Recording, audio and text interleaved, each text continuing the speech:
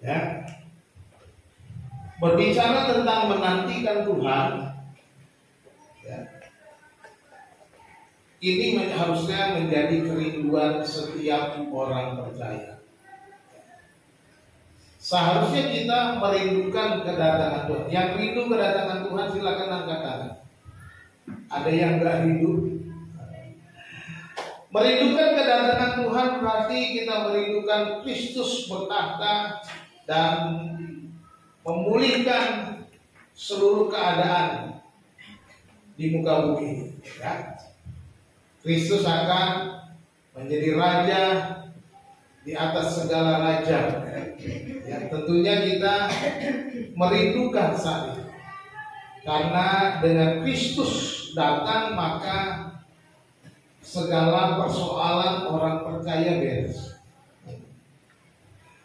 Ya, kita masih menghadapi berbagai macam pencobaan, berbagai macam pergumulan, persoalan seperti kesaksian-kesaksian yang diceritakan kepada kita.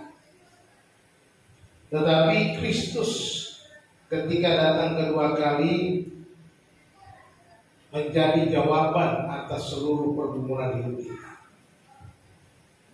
Saudara-saudara,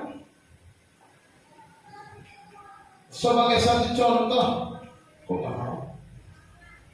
jangan dipindah kursornya, ya. Sebagai satu contoh, ada sepasang kekasih, ya. Sepasang kekasih yang berjanji bertemu di satu tempat di satu waktu.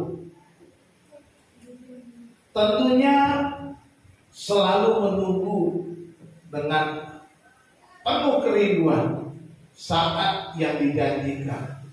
Merindukan waktu untuk bertemu, merindukan waktu untuk berjumpa, seperti itu.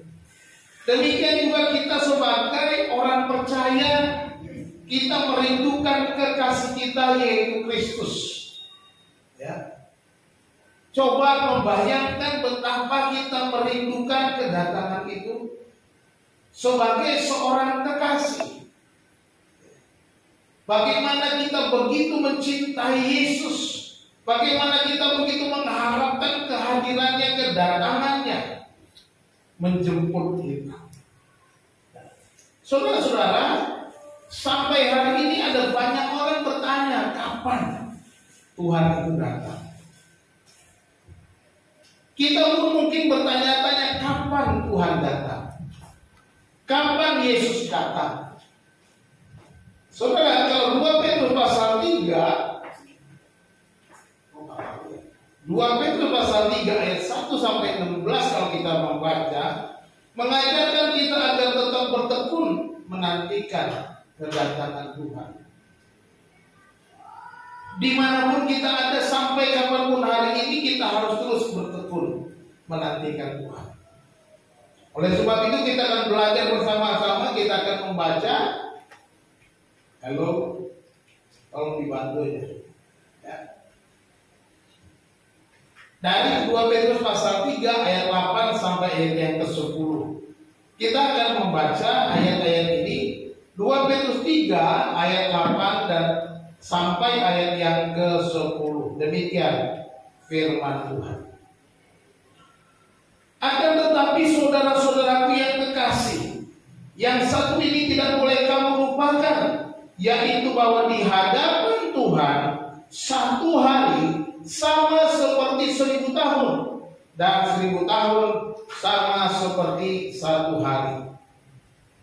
Tuhan tidak lalai menepati janjinya, sekalipun ada orang yang menganggapnya sebagai kelalaian, tetapi ia sabar terhadap kamu, karena ia menghendaki supaya jangan ada yang binasa, melainkan supaya semua orang berbalik dan bertobat. Tetapi hari Tuhan akan tiba seperti pencuri. Pada hari itu langit akan lenyap dengan gemuruh yang dahsyat, dan unsur-unsur dunia akan hangus dalam nyala api, dan bumi dan segala yang ada di atasnya akan hilang lenyap. Demikian firman Tuhan.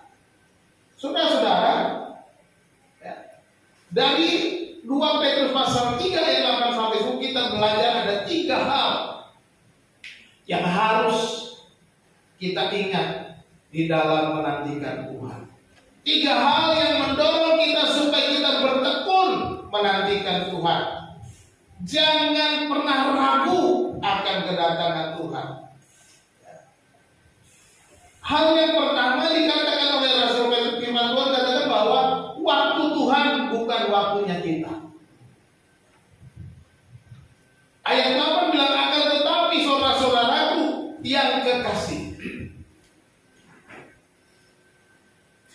yang satu ini tidak boleh kamu lupakan, yaitu bahwa di hadapan Tuhan 1 hari sama seperti 1000 tahun, dan 1000 tahun sama seperti 1 hari. Waktu Tuhan bukannya waktu kita. Tuhan bilang 1000 tahun sama dengan 1 hari, 1 hari sama dengan 1000 tahun. Jadi waktu kita nggak bisa kita samakan. Kita belum berjumpa Tuhan, mengapa sampai tahun 2022 belum datang Tuhan? Ya. Karena baru 2 hari. Kan gitu. 2022, 2000 tahun berarti baru 2 hari buat Tuhan. Belum apa-apa.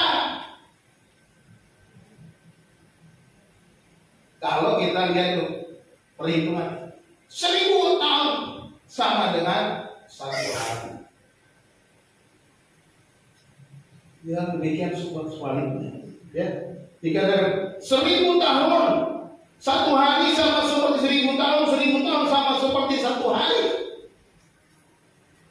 Jadi jangan berpikir hitungan waktu kita bukan waktunya Tuhan. Tuhan berpikir berbeda dengan cara kita. Jangan berpikir menurut cara kita. Jangan menghitung hari Tuhan dengan cara matematikanya kita.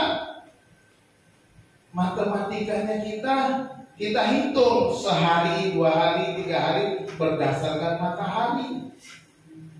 Ya. Matahari kan hitungannya kan begitu kan, setiap hari perputaran bumi 1 kali putaran bumi berputar pada porosnya kata 1 hari berputar. Terjadilah hitungan hari-hari, setiap hari kita menghitung, lalu kita itu kalau 365 atau 366 menjadi 1 tahun. Hitungan kita seperti itu. Tetapi Tuhan di atas sana, di tempat yang kita nggak bisa lihat, semua itu berputar sekejap saja. Karena apa? Tuhan tidak terbatas dan kekal. Ya. Tuhan itu tidak terbatas dan Tuhan sifatnya kekal. Tidak ada hitungan waktu-waktu seperti yang kita alami. Itu sebabnya firman Tuhan bilang Efesus pasal 1 ayat yang keempat. Sebab di dalam Dia Allah telah memilih kita sebelum dunia dijadikan. Loh, bagaimana Allah memilih saudara dan saya sebelum dunia dijadikan? Pertanyaannya membingungkan kita. Kita kan belum ada. Lahir aja belum, dunia saja belum ada. Sebelum dunia jadi, sebelum Allah menciptakan alam semesta, Allah sudah pilih. Ini menunjukkan kekekalannya. Kekekalan Allah tak terbatas, tidak bisa dihitung dengan waktu-waktu kita. Bukan waktu kita. Waktu Tuhan bukan waktu kita. Ya. Jadi jangan pernah menghitung kedatangan Tuhan menurut waktu kita. Kok lama banget. Orang sudah bolak-balik mati. Ini sudah 2000 tahun menurut kita. Tuhan itu sekejap saja. Tidak perlu kita hitung-hitung. Bagi Tuhan itu sekejap. Mau 2000 tahun, mau 3000 tahun, mau 6000 tahun, menurut kita itu bagi Tuhan sebentar saja. Dan bisa juga dikatakan satu hari itu sama dengan 1000 tahun. Kita menganggap dia satu hari, bagi Tuhan bisa 1000 tahun. Karena apa? Tuhan itu tak terbatas, Tuhan itu kekal, Tuhan itu tidak bisa kita masukkan dalam hitungan waktu kita. Tuhan ada di atas waktu, bukan di dalam waktu. Saudara-saudara, ada beberapa aliran yang mencoba menghitung, menentukan kedatangan Tuhan. Aliran seperti saksi-saksi Yehova. Mereka hitung-hitung kira-kira tanggal berapa, bulan berapa, tahun berapa Tuhan akan datang. Bolak-balik mereka prediksi, bolak-balik nggak terjadi. Dan sampai sekarang berusaha merevisi kapan Tuhan datang. Kenapa? Mereka berpikir harusnya tanggal sekian, tanggal sekian. Ada banyak orang berusaha mengotak-atik ayat-ayat Alkitab, kemudian oh tanggal sekian, oh bulan sekian, oh tahun sekian. Malah ada beberapa tahun yang lalu, bukan saksi Yehova, alirannya gereja Kristen. Pendetanya suka bernubuat. Pendetanya katanya dapat suara dari Tuhan bahwa Tuhan akan datang tanggal 10 November, saya lupa tahun berapa ya. Oleh sebab itu semua jemaatnya disuruh jual hartanya. Nggak usah perlu pentingkan harta lagi semua. Pada tanggal itu kita berkumpul, kita akan dijemput oleh Tuhan. Aneh. Orang datang lagi pendetanya, marganya si Buea di Bandung. Kumpullah mereka di Bandung. Ya semua jemaatnya kumpul. Akhirnya mereka berdoa memuji Tuhan dan menyembah Tuhan. Datanglah rombongan polisi. Mereka pun diangkat dengan truk polisi. Bukan diangkat ke surga, tapi diangkat sama polisi. Jadi tidak usah gotak-atik, gotak-gatuk dengan ayat-ayat Alkitab. Saudara dikasih Tuhan, kalau ada orang yang berkata suara Tuhan jelas, tanggal sekian Tuhan datang, jangan percaya. Karena ini waktu Tuhan bukan Tuhan bilang gitu. Tuhan bilang kamu siap sedia saja. Kalau Tuhan bilang apa? Kamu harus bersiap sedia, bukan ngurusin waktunya Tuhan kapan datang. Gak usah. Saya yakinkan saudara, saya pastikan bahwa orang yang bisa menentukan tanggal kedatangan Tuhan itu adalah salah. Jangan ikuti. Itu aja. Jangan mau ikut-ikutan. Pokoknya kalau tidak sesuai dengan Alkitab, pasti salah. Ya. Kalau tidak sesuai dengan firman Tuhan yang tertulis ini, pasti salah. Jangan diikuti. Tuhan tidak menentukan tanggal. Tuhan gak punya kalender dan itu tanggal merah kedatangannya. Ya. Jadi gak usah pusing dengan hal tanggal. Jadi nggak ada, Tuhan nggak pakai kalender saudara. Kalender saudara itu hanya ada di dunia ini, di bumi ini. Selama kita hidup, sesudah kita mati, kalendernya nggak terpakai. Betul? Siapa yang orang mati pakai kalender? Enggak. Orang mati saja. Mereka menantikan kebangkitan. Enggak nunggu kalender tanggal berapa ya. Makanya lebih enak jadi orang mati. Tenang. Makanya dikatakan orang mati itu RIP, rest in peace. Beristirahat dalam damai. Ya. Saudara-saudara dikasih Tuhan, jadi jangan pernah mengikuti berbagai macam aliran-aliran apalagi yang mengikuti perasaan-perasaan, mengikuti berbagai macam reka-reka dan berbagai macam cara ngutak-ngatik ayat, ya. Gak usah dipusingkan.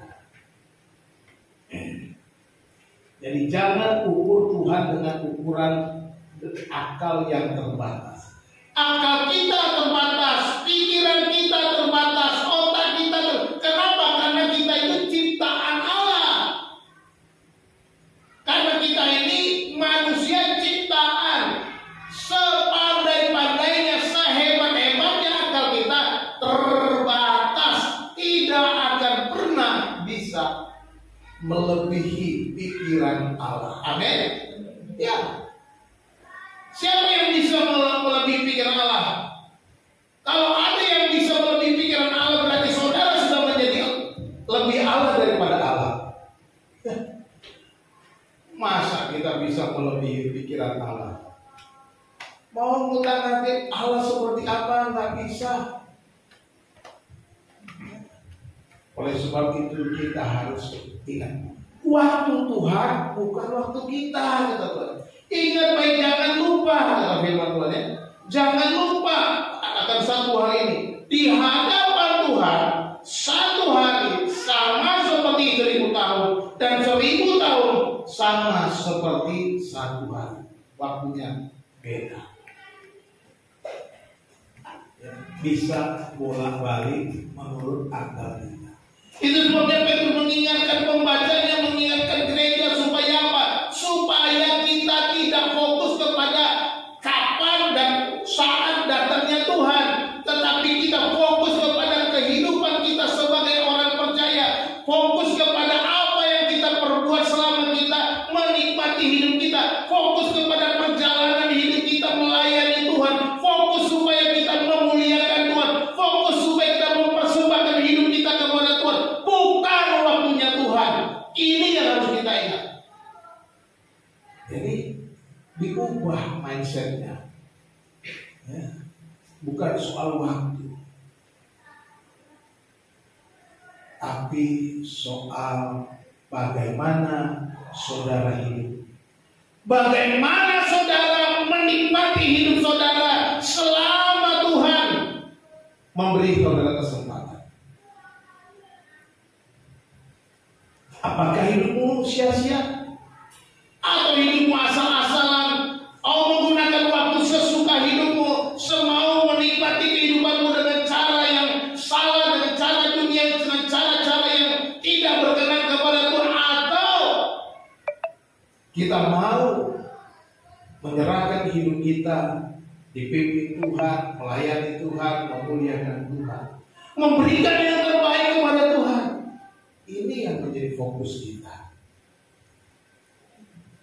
Itu sebabnya lagu yang diciptakan hidup ini adalah kesempatan supaya kita menjadi berkat. Adalah supaya kita fokus kepada apa sih yang bisa saya perbuat selama saya hidup? Apa sih yang bisa saya lakukan supaya saya jadi berkat, supaya saya menyenangkan hati Tuhan? Itu yang bukan soal saat dan waktu Tuhan datang. Yang kedua yang kita ingat supaya kita bertekun, ya, bahwa Tuhan sabar untuk menantikan pertobatan.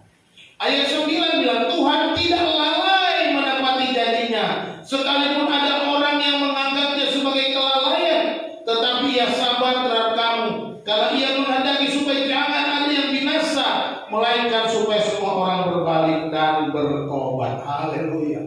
Ya. Jadi Tuhan saudara menantikan pertobatan. Ini dari segi pandang kita.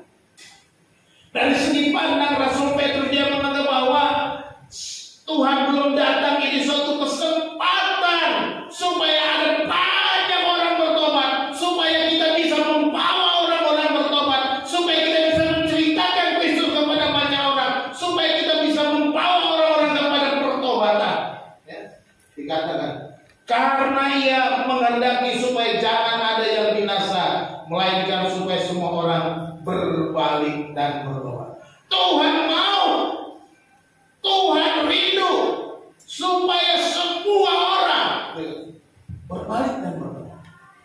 Ini maunya Tuhan. Tetapi tidak semua orang mau. Faktanya tidak semua orang mau. Tuhan mau karena Tuhan memang menyerahkan anaknya Yesus Kristus mati di kayu salib, dikorbankan. Karena apa? Supaya semua orang bertobat, supaya orang tidak binasa, supaya semua orang percaya kepada pengorbanan Kristus itu. Dan kita yang diberi kesempatan sampai Tuhan datang yang kedua kali, kita dipanggil untuk menceritakan kasih Allah itu, supaya semua orang bertobat, supaya ada orang-orang di sekitar kita, supaya orang-orang yang ada di sekeliling kita bertobat. Tuhan tak pernah ingkar janji. Dikatakan Tuhan tak pernah lalai untuk menepati janjinya. Tuhan tak pernah lalai, ya. Tuhan tidak ingkar janji. Tuhan berjanji dia akan datang kembali. Yohanes pasal 14 ayat 1 sampai ayat yang ketiga. Satu orang kalau baca. Ini janji Tuhan. Yohanes 14 ayat 1 sampai ayat yang ketiga. Mari baca. Janji Yesus bahwa dia akan datang yang kedua kali. Apa katanya? Ayo, masih adakah orang yang bisa membaca? Silakan. Come on. Yohanes 14 ayat 1 sampai 3. Janganlah gelisah hatimu, percayalah kepada Tuhan, percayalah juga kepadaku. Di rumah Bapakku banyak tempat tinggal. Jika tidak demikian, tentu aku mengatakannya kepadamu. Sebab aku pergi ke situ untuk menyediakan tempat bagimu. Dan apabila aku telah pergi ke situ dan telah menyediakan tempat bagimu, aku akan datang kembali dan membawa kamu ke tempatku, supaya di tempat di mana aku berada, kamu pun berada. Haleluya. Jika aku sudah menyediakan tempat bagimu, aku akan datang kembali, kata Yesus, untuk menjemput kamu, supaya di mana aku berada, kamu pun berada. Ini janjinya. Sampai sekarang dia belum datang. Apakah dia ingkar janji? Tidak. Dia tidak ingkar janji. Dia menginginkan ada semakin banyak pertobatan, semakin banyak jiwa-jiwa, semakin banyak orang yang datang kepada Tuhan, semakin banyak orang yang menyerahkan diri kepada Tuhan, semakin banyak orang yang menyembah Allah yang hidup. Ini kerinduan. Bukan karena dia mau melalaikan janjinya, dia nggak lalai. Tuhan tetap sabar menantikan pertobatan. Saudara-saudara dikasih Tuhan, jangan berpikir bahwa Allah itu, Tuhan itu seperti kakek tua yang sudah mulai pikun. Ya. Kemarin bilangnya A, sekarang nggak jelas kok, nasi nanya lagi, nggak ngerti. Pelupa. Tuhan bukan kakek tua yang sudah pikun, pelupa dan lain sebagainya. Tuhan tidak pernah menjadi tua oleh karena waktu, sebenarnya waktu Tuhan bukan waktu kita. Sebab Tuhan itu sifatnya kekal. Dia tidak pernah menjadi tua. Tidak pernah. Dan kita semua mungkin akan menjadi tua. Bukan mungkin, pasti menjadi tua. Kita bisa juga menjadi pikun. Karena ada sebagian orang pikun, ada yang juga gak pikun. Oleh sebab itu, supaya saudara tuanya nggak pikun, saudara harus sering-sering melatih otak, menggunakan otaknya. Kalau sudah jarang-jarang pakai otaknya, cepat pikunnya.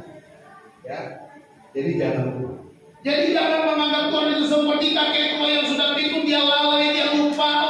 Dia seperti kesaksian tadi, lupa taruh tempat. Saya taruh HP di mana hilang, saya taruh barang di mana nggak tahu lagi. Lupa. Di mana tadi? Nggak tahu. Kayaknya kamu yang taruh kali. Menyalahkan orang. Tuhan tidak seperti itu. Dan Tuhan tidak pernah ingkar janjinya, percayalah. Manusia bisa lupa janjinya, ingkar pada janjinya. Suamimu, istrimu, anakmu, bapakmu, ibumu bisa lupa akan janjinya. Bisa. Saya bisa lupa janji kepada istri dan anak-anak saya. Tapi Tuhan tidak pernah lupa. Amin. Tuhan tidak ingkar. Saya bisa saja bukan hanya lupa, ingkar. Karena akhirnya saya nggak mau lah menggenapinya. Ingkar bisa, tapi Tuhan tidak pernah ingkar janji. Haleluya. Kita punya Allah yang hidup, kita punya Allah yang perkasa, kita punya Allah yang kekal, yang tidak pernah ingkar janji. Dia pasti menggenapi janjinya. Dia pasti menggenapi firman-Nya. Apa yang dikatakannya ya dan amin. Apa yang dikatakannya pasti dilakukannya. Apa yang dijanjikannya pasti digenapi. Saya katakan sekali lagi, jika Allah tidak menggenapi janji, maka Dia bukan Allah. Ya. Kalau Anda yang tidak bukan, Allah tidak menggenapi janji, Dia bukan Allah. Sia-sia kita menjadi percaya. Tadi saya katakan kepada saudara dan saya pada pagi hari, saya sudah mengalami berkat-berkat Allah. Saya sudah mengalami janji-janji Allah yang terdapat dalam firman Tuhan ini.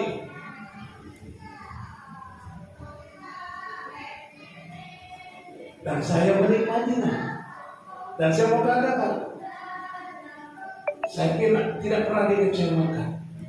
Dan saya yakin dan percaya, janji tentang kedatangannya juga akan digenapi. Sebagaimana janjinya datang menebus dosa kita, di mana Dia menyerahkan anaknya itu bagi kayu salib, dijanjikan dalam perjanjian lama. Kemudian digenapi dalam diri Yesus Kristus.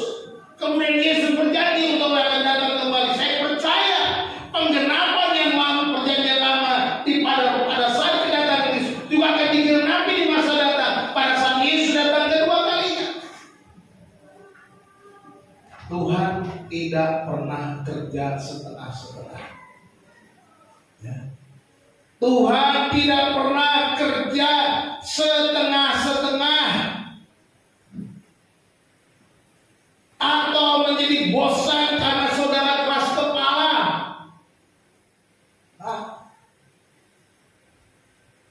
Tuhan akan tetap melakukan apa yang Dia katakan. Sebab firman Tuhan itu katanya akan melakukan apa yang dikatakannya, menggenapinya. Jadi sebagaimana Kristus menggenapi janji-janji dalam perjanjian lama, Dia juga akan menggenapinya janji tentang kedatangannya. Janji kedatangan kedua kali juga pasti digenapinya. Tidak mungkin Tuhan yang Maha Kuasa, yang penuh kasih, yang penuh belas kasihan, tidak mengingkari janjinya. Tetapi yang dilakukannya adalah menantikan dengan sabar. Tuhan sabar supaya ada lebih banyak orang yang bertobat. Tuhan sabar sampai waktunya genap. Semakin banyak orang percaya, semakin banyak orang mengenal Kristus. Dan kita punya tugas utama supaya ada banyak orang bertobat, supaya ada banyak orang percaya, supaya ada banyak orang mengenal Kristus. Inilah tugas kita. Kalau Tuhan sabar sampai hari ini, Kalau Tuhan belum datang sampai hari ini, mungkin itu karena kita sendiri tidak setia untuk memberitakan Injil. Sebab Yesus juga berkata, sebelum Injil ini tersebar, belum tiba kesudahannya. Ya. Sebelum kabar keselamatan ini tersebar ke seluruh muka bumi, belum tiba kesudahannya. Saudara-saudara dikasih Tuhan, sekarang ini dunia itu begitu kecilnya, jarak begitu sempitnya. Oleh karena apa? Oleh karena gadget kita, oleh karena media sosial. Ya, dunia itu bisa kita lihat dalam sekejap. Saudara mau lihat negara di luar negeri, saudara bisa buka map gitu. Saudara tulis aja New York, apa titiknya zoom. New York bisa saudara lihat zoom. Saudara bisa melihat kota New York dengan zoom di gadget saudara. Begitu kecilnya dunia ini sekarang. Artinya apa? Ini merupakan satu kesempatan kita untuk berbuat yang terbaik, untuk memberitakan pertobatan kepada dia. Gunakan medsosmu untuk memberitakan ini. Mungkin kita pikir, waduh Pak, kalau saya pakai medsos saya untuk memberitakan Injil terus, pengikut saya berkurang Pak. Kalau saya pakai medsos saya untuk ayat Alkitab terus, nanti banyak yang mundur. Risiko. Ya. Kalau saudara perlu punya 2 akun, ya gitu. Satu akun bisnis, satu akun berita Injil, kan gitu. Jangan cuma akun bisnis saja. Untuk cari duit boleh punya akun bisnis. Gunakan media sosial apa saja untuk beritakan Injil. Buat status di WhatsApp, jangan status yang mengeluh. Buat status ayat firman Tuhan supaya ketika orang baca, oh diberkati. Buat status yang mendorong, memotivasi orang. Jangan ayat-ayat atau perasaan-perasaan, wah membenci si A, aku dikecewain, aku ini begini, begitu.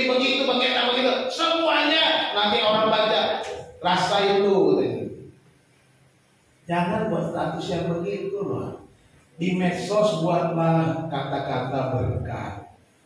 Ya, buatlah ayat-ayat firman Tuhan, penghiburan, penguatan, motivasi. Nggak pandai Pak, ya contoh aja orang lain copy paste kan bagus. Pusing ayat Alkitab aja selesai titik.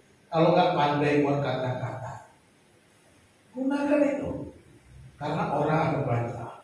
Mau Facebook, mau WhatsApp, mau YouTube, mau apa Telegram, Instagram dan lain sebagainya, berikan. Apalagi TikTok. Saya coba buat khotbah masukin di TikTok, baru 1. Potongan. Nanti khotbah hari ini saya buat ada potongan, saya masukin di TikTok tiap kali khotbah. Ya karena masa TikTok mau joget-jogetan dulu ya. Jadi gunakan medsos itu memberitakan pertobatan, memberitakan keselamatan, memberitakan Injil Kristus. Itu yang kedua. Tuhan sabar supaya ada pertobatan. Atau mungkin kita perlu bertobat juga. Ya, bertobat untuk melakukan pemberitaan Injil. Amin. Yang ketiga, ini diingatkan kepada kita bahwa hari Tuhan datang tidak kita duga. Ayat 10 bilang begini, tetapi hari Tuhan akan tiba seperti pencuri. Pada hari itu langit akan lenyap dengan gemuruh yang dahsyat dan unsur-unsur dunia akan hangus dalam nyala api, dan bumi dan segala yang ada di atasnya akan hilang lenyap. Dikatakan hari Tuhan akan tiba seperti pencuri. Artinya apa? Hari Tuhan datang tak kita duga, tak diduga-duga. Siapa sih yang menduga tadi malam pencuri datang? Seperti kehilangan handphone, Ya taruh handphone kok enggak. Yang ngambil handphonenya ngomong enggak? Pak tangku bolon, maaf ya, saya mau mencuri handphonemu ya. Enggak bilang-bilang. Jadi enggak diduga. Artinya apa? Ya kita yang harus waspada. Seperti kata Bang Nabi, waspadalah, waspadalah. Kejahatan itu bukan karena apa katanya? Tapi oleh karena ada kesempatan. Jadi waspada. Mari kita waspada. Waspada, hari Tuhan datang tidak terduga. Jadi kita harus waspada. Ya, hari Tuhan datang tidak seperti pencuri. Pencuri tidak akan datang dengan pemberitahuan. Tidak ada pencuri yang akan telepon dulu atau kirim surat, kirim email, kirim apa WhatsApp, WA dulu. Pak, Bu, maaf ya, malam nanti kira-kira jam 12 Bapak tidur ya, saya mau mencuri. Enak banget. Kalau udah begitu, saudara mau tidur nggak? Nggak bakalan, saudara pasti melek. Langsung lapor polisi, siap-siap, jaga-jaga nih. Wah, mana nih, pencuri datang nih. Saudara pasti jaga-jaga. Saudara kasih tahu tetangga, Pak RT dan lain sebagainya. Ya, kalau saya pasti kasih tahu lingkungan komplek lah, saya tahu satpam. Loh, ada pencuri mau datang ke rumah saya nih jam segini. Tolong kita jaga rame-rame. Yo, jaga rame-rame. Ada siskamling mendadak. Ada ini. Pencuri datang nggak pernah kita duga, ya, nggak pernah kita sangka. Dia datang. Tamu tak diundang katanya gitu ya. Tamu tak diundang mencuri itu. Tapi Tuhan kita nunggu-nunggu. Seperti waktu pencuri datang itu maksudnya. Bukan berarti Tuhan datang mau mencuri. Enggak. Tuhan datang bukan mau mencuri. Tapi waktu kedatangannya itu yang dia tekankan ya. Pencuri tidak akan datang dengan nah dikatakan pada hari itu, pada hari Tuhan, pada waktu kedatangan Tuhan, langit akan lenyap. Wow. Langit akan lenyap dengan gemuruh yang dahsyat dan unsur-unsurnya akan hangus dalam nyala api dan bumi dan segala yang ada di atasnya akan hilang lenyap. Bumi masih ada nggak nih? Masih ada ya? Masih. Kalau udah hilang lenyap kan saudara juga udah lenyap. Ya kan, kita nggak ada di sini, berarti Tuhan belum datang. Tuhan bilang aku datang seperti pencuri. Ya. Tuhan datang seperti pencuri datang, nggak ngomong-ngomong, nggak kasih tahu. Jadi peristiwa-peristiwa dahsyat yang ada kita dicatat di sini itu akan terjadi tanpa kita duga. Yang paling penting apa? Siap sedia, waspada.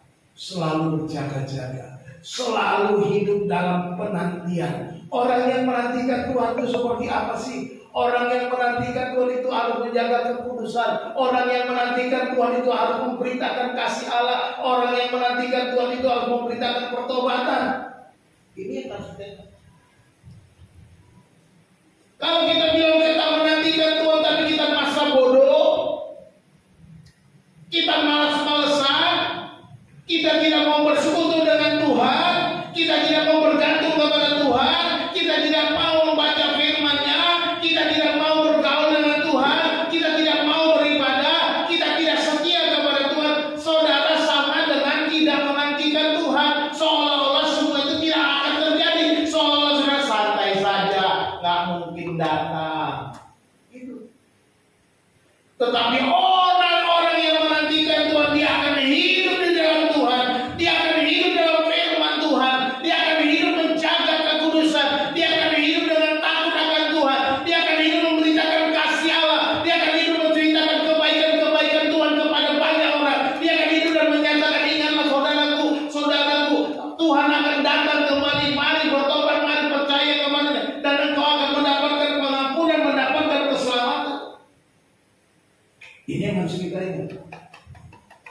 Seperti perumpamaan yang diceritakan Tuhan Yesus, kita harus selalu siap sedia seperti 5 gadis bijak, bukan seperti 5 gadis bodoh. Ya, Mereka tidak siap ketika mempelai pria datang. Si 5 gadis bodoh itu tidak ada minyaknya. Ya. Kita harus siap sedia seperti wanita-wanita bijak itu. Siapkan minyakmu, siapkan lampumu, supaya ketika mempelai datang, engkau ada bersama-sama dengan mempelai itu. Bukan sibuk dengan mencari minyak. Dan ketika engkau berbalik, pintu tidak dibukakan lagi kepadamu. Jadi ini artinya apa? Artinya kesiapan kita, artinya kesediaan kita untuk menantikan kedatangan Tuhan. Artinya bagaimana kita senantiasa tersedia minyak yang mengurapi kita, yang menyemangati kita, yang memberikan kita semangat, yang memberikan kita dorongan, yang membuat supaya api kita tetap menyala. Api Kristus, api semangat, api menyatakan kasih Allah, api itu memberitakan kebaikan Tuhan tetap menyala. Sama seperti kita mengenal Kristus, demikian terus menyala semangat itu, tidak padam. Tapi puji Tuhan, firman Tuhan bilang apa? Bulu yang terkulai tak dipatahkannya, sumbu yang pudar tak dipadamkannya. Saudaraku yang dikasihi Tuhan, ini saatnya. Saatnya bulu itu ditegakkan kembali. Saatnya sumbu yang hampir padam itu, yang pudar itu, dinyalakan dengan seluruh semangat. Karena apa? Karena firman Tuhan akan membuat semangat saudara. Mari kita kembali tegak, kembali bersinar, kembali bercahaya, kembali menjadi berkat, kembali menerangi dunia ini, kembali terus menjadi terang dimanapun kita ada. Ini baru namanya kita menanti kedatangan Tuhan. Sebab hari Tuhan itu nggak kita duga-duga. Hari Tuhan itu kita nggak bisa prediksi. Hari Tuhan itu nggak bisa kita tentukan. Dia datang tiba-tiba seperti pencuri di tengah malam. Ketika pencuri sudah datang, kita kehilangan sesuatu. Ketika Tuhan datang dan kita terlelap, kita tidak siap sedia, kita akan kehilangan segala-galanya. Ceritakan kepada temanmu, ceritakan kepada keluargamu, ceritakan kepada saudara-saudaramu, ceritakan kepada sahabat-sahabatmu, ceritakan kepada sebanyak mungkin orang. Kasih Allah yang besar, kasih Allah yang ajaib. Dia menantikan supaya kita tidak tertinggal, supaya kita bersama-sama dengan Dia selama-lamanya, sebagaimana Dia janjikan. Dan apabila aku telah menyediakan tempat bagimu, aku akan datang kembali menjemput kamu. Yesus berkata, aku akan datang kembali menjemput kamu, supaya di mana aku berada, supaya di mana aku berada, kata Yesus, supaya di mana Yesus ada, kamu pun berada. Di sana kita ada. Ini menjadi penting. Jangan hanya hidup di dalam rutinitas, hidup dalam biasa-biasa saja. Sebagai orang percaya hidup kita harus berubah. Sebagai orang percaya hidup kita harus lebih untuk menjadi berkat lagi. Jangan menjadi orang yang biasa-biasa saja. Jadilah orang Kristen yang benar-benar orang Kristen, yang selalu menjadi berkat. Kita lihat, waktu Tuhan bukan waktu kita. Milikilah dan nikmatilah selalu hubungan dengan Tuhan, dengan waktu yang Tuhan berikan. Ya. Miliki, karena waktu Tuhan bukan waktu kita. Waktu yang ada sekarang harus saudara nikmati. Nikmati supaya saudara menjadi berkat. Nikmati bukan sepuasnya menyenangkan diri, tapi menikmatinya dalam hubungan dengan Tuhan, menikmatinya dalam waktu dengan Tuhan, bagaimana kita menjadi berkat. Yang kedua, kita ingat Tuhan menantikan pertobatan. Wah, Tuhan menantikan pertobatan siapa? supaya kita semakin bertekun. Tuhan menantikan pertobatan. Jangan keraskan hati untuk bertobat. Jika Tuhan masih memberikan kita kesempatan untuk hidup, kalau kita dengar firman Tuhan, bertobat. Bertobat itu ada dua macam. Ada bertobat setiap hari dari kehidupan kita yang salah, dari perbuatan yang salah. Ini perlu pertobatan. Saya juga perlu bertobat setiap hari. Bertobat dari cara-cara yang salah. Bagaimana sikap saya dengan istri, bagaimana sikap saya dengan anak. Saya harus bertobat kalau itu salah. Kalau saya menyakiti istri, menyakiti anak, saya harus bertobat. Itu bertobat setiap hari. Tapi ada bertobat yang penting, yaitu bertobat untuk percaya dan terima Yesus Kristus sebagai Tuhan dan Juru Selamat. Itu untuk orang-orang yang belum percaya. Itu perlu bertobat. Mereka perlu menerima kasih Allah supaya mereka menerima anugerah keselamatan itu. Dan kita adalah agen dari Tuhan untuk memberitakannya. Jadi bertobat. Mari kita juga bertobat. Kalau selama ini kita menyia-nyiakan waktu, mari kita bertobat. Kalau selama ini kita membuang kesempatan untuk menjadi berkat, kita bertobat. Ya, Tuhan menantikan pertobatan. Yang ketiga, hal Tuhan tidak kita duga. Oleh sebab itu siap sedialah dalam segala waktu. Hiduplah dalam kekudusan, seolah Tuhan akan datang sebentar lagi. Kalau saudara merasa Tuhan datang sebentar lagi, saudara jaga diri. Hidup dalam kekudusan. Ya. Kalau saudara merasa Tuhan gak bakalan datang, saudara hidup seenaknya, menggunakan waktu terbuang sia-sia. Gunakan waktu dengan baik. Ya, siap sedia seperti wanita bijak itu, supaya kita tetap menjadi terang, supaya nyala kita terus ada, supaya kita terus menjadi berkat. Siap sedia di dalam segala. Tuhan Yesus memberkati kita berdoa. Segala puji, hormat, syukur kepadamu ya Allah atas kasih setiamu. Kami bersyukur Tuhan kami boleh belajar bahwa waktu Tuhan bukan waktu kami. Kami bersyukur kepadamu ya Tuhan bahwa Engkau merindukan pertobatan. Engkau mau supaya semua orang bertobat. Dan kami tahu Engkau akan datang. Tidak kami duga seperti pencuri yang datang di tengah malam yang tidak kami harapkan dalam hidup kami. Tetapi Tuhan, Engkau kami harapkan, kedatangan-Mu kami rindukan. Kami tidak mau kehilangan momen yang terindah dalam hidup kami.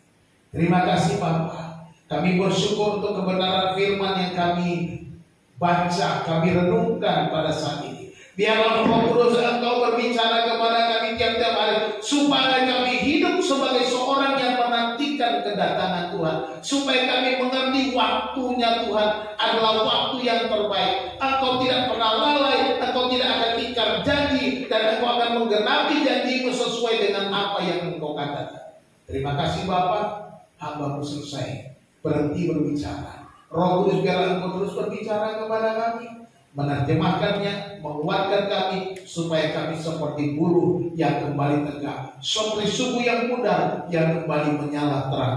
Terima kasih Tuhan, di dalam nama Yesus Tuhan kami